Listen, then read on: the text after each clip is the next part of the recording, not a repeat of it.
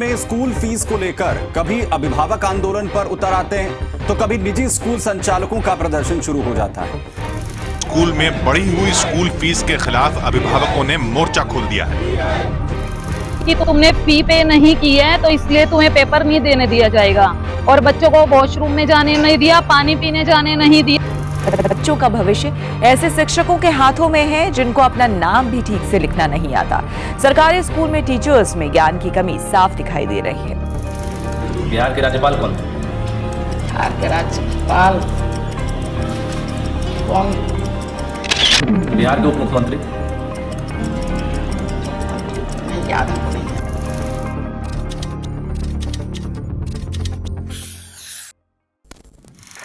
स्वागत है आपका हमारे अगले पार्ट में।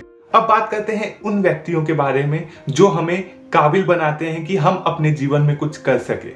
मेरा मतलब है कि हमारे टीचर्स, हमारे गुरु, हमारे अध्यापक, जिन्हें हम भगवान का दूसरा रूप मानते हैं। लेकिन आज के समय में ये बिल्कुल खत्म होने जा रहा है। हमारे टीचर्स सिर्फ एक कमाने वाले व्यक्ति बन चुके हैं और सबसे बड़ी दिक्कत ये है कि हमारे स्कूलों में अनट्रेन्ड टीचर को रख दिया जाता है जिन्हें पढ़ाना भी नहीं आता।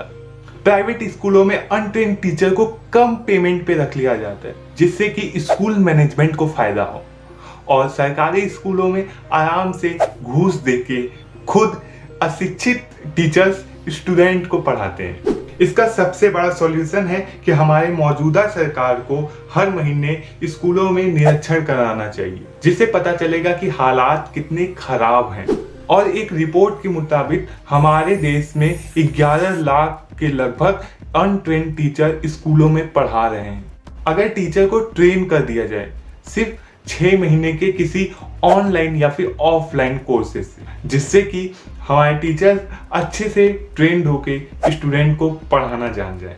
और जो टीचर हमें पढ़ाते हैं, एक सर्वे में पता चला है कि 55% टीचर्स डेली टास्क की वजह से स्ट्रेस में रहते हैं। अगर हम उन्हें मैनेजमेंट से फ्री कर दें कि आप सिलेबस टीचर्स के हिसाब से खत्म करिए तो शायद टीचर अपने इच्छा अनुसार पढ़ा सकता है। इसीलिए हमने देखा है कि जो टीचर स्कूल में अच्छा नहीं पढ़ा पाता वो ही टीचर अपने कोचिंग सेंटर में इतना अच्छा पढ़ाता है क्योंकि वो एक मैनेजमेंट फ्री तरीके से पढ़ाता है।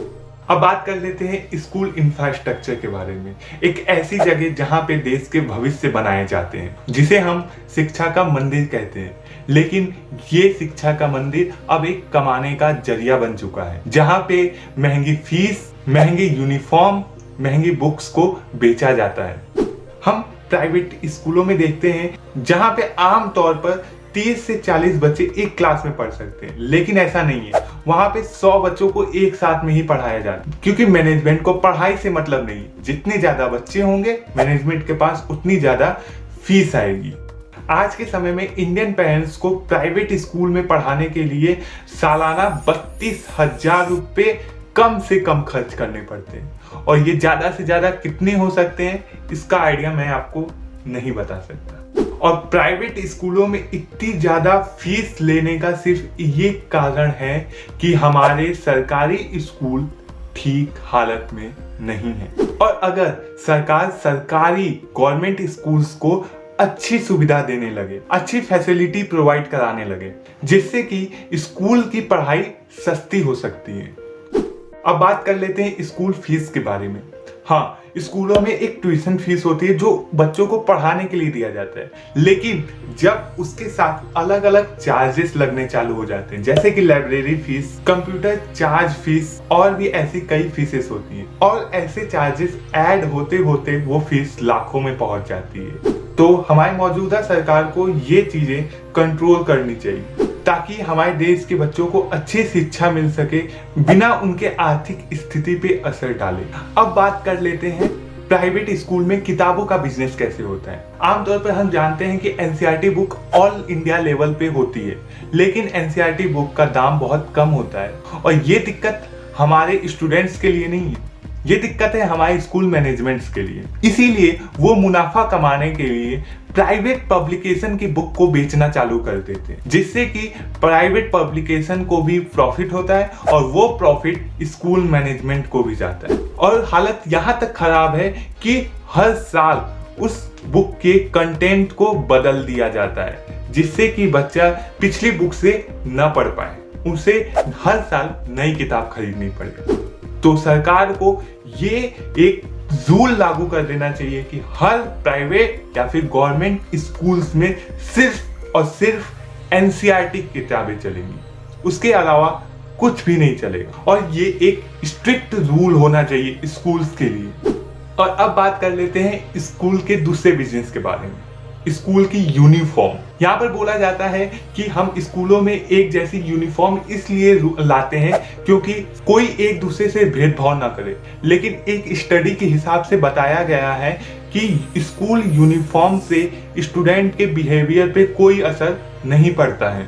चलिए फिर भी आप स्कूल्स में यूनिफॉर्म ला दीजिए, लेकिन दिक्कत यहाँ पे आ जाती है कि हर स्कूल एक नियम लागू कर देता है कि शनिवार या फिर बुधवार को आपको दूसरे ड्रेसेस पहन के जाने होंगे, जिससे कि एक ही बच्चे को 3 से 4 ड्रेसेस हफ्ते में पहन के जाने पड़ते हैं और उन्हें खरीदना भी पड़ता है। उन्हें आप उसी दुकान से खरीद सकते हैं जहां पे स्कूल आपको बताएगा, क्योंकि पूरे मार्केट में उसके अलावा स्कूल के लोगो वाला और कहीं पे भी यूनिफॉर्म नहीं मिलेगा। उस दुकान को जो प्रॉफिट हुआ है उसमें से कुछ प्रॉफिट स्कूल्स को चला जाता है। तो यहाँ पर ये नियम लाना होगा, स्कूल्स में सिर्फ एक यूनिफॉर्म को लागू करें।